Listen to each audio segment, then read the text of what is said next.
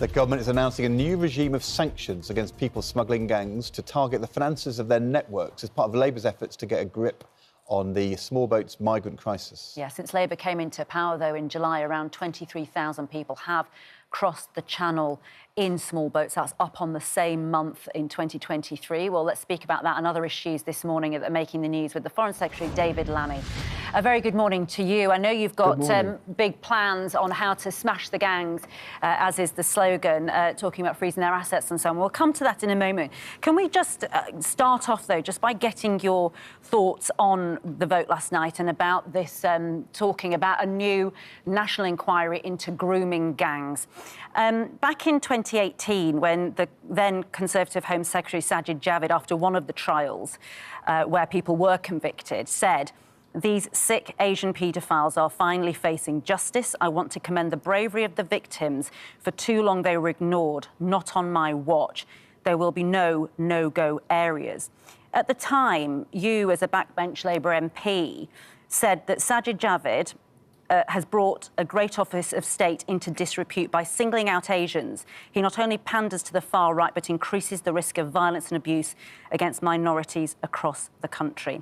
Now in 2024, when we had a victim's father on this morning asking for a national inquiry, and the ethnicity issue is certainly central to those who are asking for it. Do you still stand by those words, that it is wrong to look at the ethnicity issue around grooming? Well, look, 6 years ago, I disagreed with Sajid Javid as Home Secretary at the time that there were no-go areas in our country. Today, I still disagree. I don't think there are any no-go areas in our country. Over the last 6 years, we've now had a number of inquiries. We've had Alexis Jay's national inquiry. We've had an inquiry in Telford. We've had an inquiry in Greater Manchester. There are local authorities that want to explore these issues more in their areas, and government must act to support them. Last night, we voted in to implement some of the recommendations of Alexis Jay. And I think the Prime Minister was very clear. The Jay inquiry went on for 7 years. It cost the taxpayer $100 million. The key thing now is to get on and implement those recommendations. That is what we're doing, and that is what we continue to do.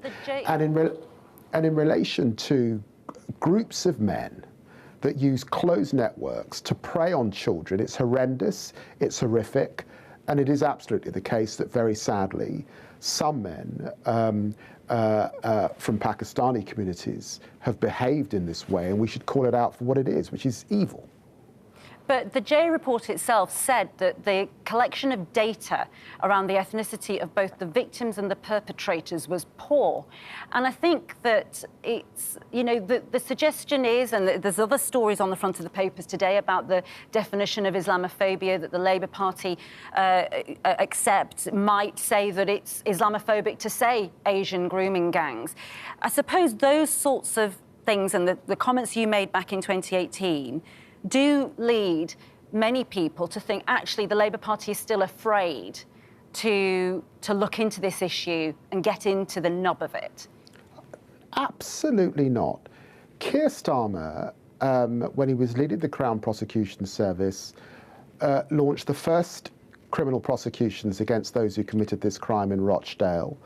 Jess Phillips, who's led on this issue in violence against women, she's fearless in her absolute commitment to stand by women and vulnerable girls finding themselves in this situation.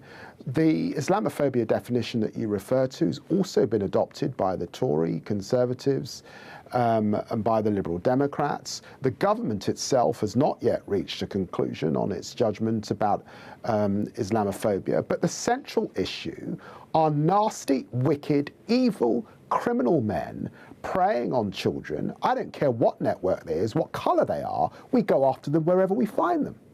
Tell us about your plan today that you're announcing to smash the gangs. Well, many of your viewers will know that the Foreign Office uses sanctions to freeze assets, to issue travel bans against individuals, to freeze bank accounts. And we do that often when we're dealing with kleptocrats, with oligarchs, with companies that are sending, for example, dual-use technology to Russia, in order for them to send drones into Ukraine. We've done that very successfully. I've done that against the Russian Shadow Fleet. Now I'm raining down that regime on illegal and irregular migration, going after those criminal gangs, using the sanctions regime for the first time in the world. I suspect others will follow. Legislation will follow later on this year.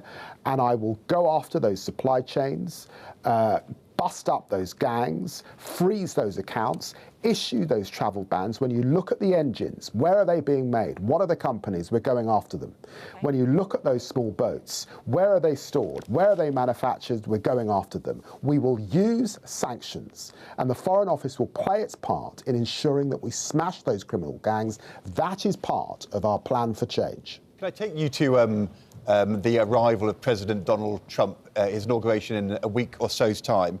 Front page of The Times today has his Deputy Assistant, Sebastian Gorka, saying that as a price for a good relation, he says Britain must bring back UK members of Islamic State held in Syrian prison camps because if they are going to be released into a lawless Syria, they're more of a threat. That would include Shamima Begum, who's held out there. I know Jonathan Hall, the government's terrorist advisor, the former head of MI5, has also said this. Is this something that you're willing to consider, to bring back ISIS terrorists to the UK because here we can keep them safe?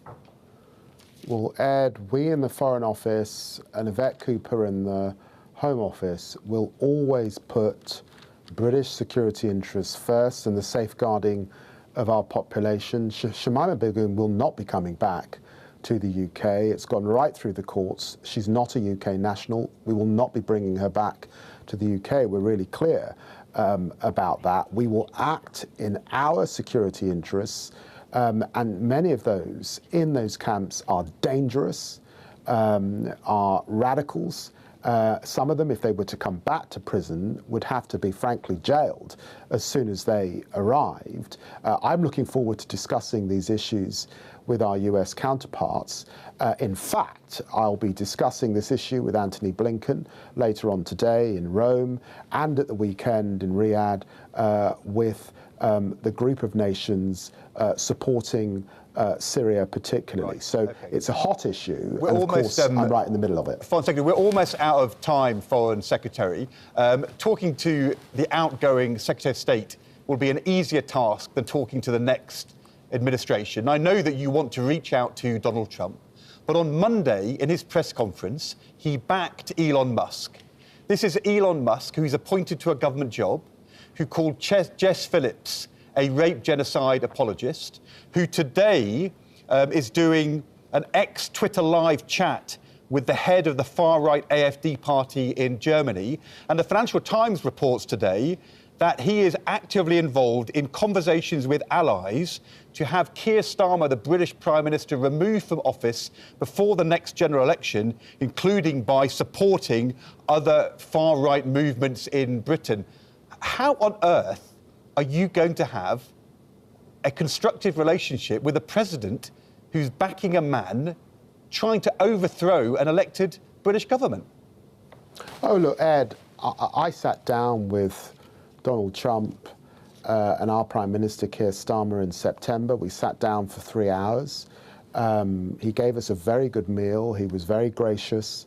We talked about a range of issues. We talked about Ukraine. We talked about some of the problems in the Middle East. I understand, but what's the answer to the here and now? We talked about our special relationship. So I've already sat down with Donald Trump. We've already got cordial relations. We've been speaking to Donald Trump and some of those around his team now for many, many, many months indeed. In relation to Elon Musk, I think the Prime Minister was right. I think that these discussions have got to centre the victims, and I think we've got to keep in mind the facts and the truth. Okay. And I do lament some of the bad faith that's come into these statements over the last few weeks. We're told you have to go. Sorry about that, Foreign Secretary. Thank you for talking to us this morning.